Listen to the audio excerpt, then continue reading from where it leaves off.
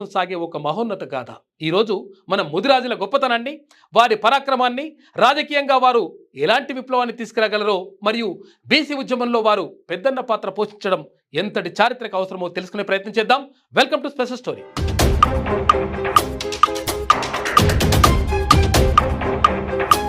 ముదిరాజుల చరిత్ర వేల సంవత్సరాల నాటిది. వారి మూలాలు భారత ఉపఖండ చరిత్రతో ముడిపడి ఉన్నాయి.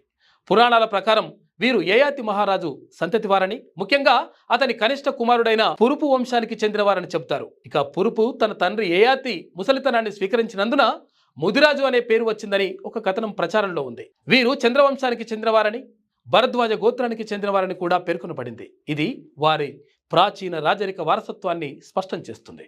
చరిత్రలో ముదిరాజులు వివిధ ప్రాంతాల్లో వివిధ పేర్లతో పరిపాలకులుగా రాణించారు. క్రీస్తు శకం 1వ శతాబ్దం నుంచి లేదా 2వ శతాబ్దం నుంచి 6వ శతాబ్దం వరకు తమిళనాడులో కబల ప్రభువులు లేదా కబల రాజులు పరిపాలించినట్టు తెలుస్తుంది.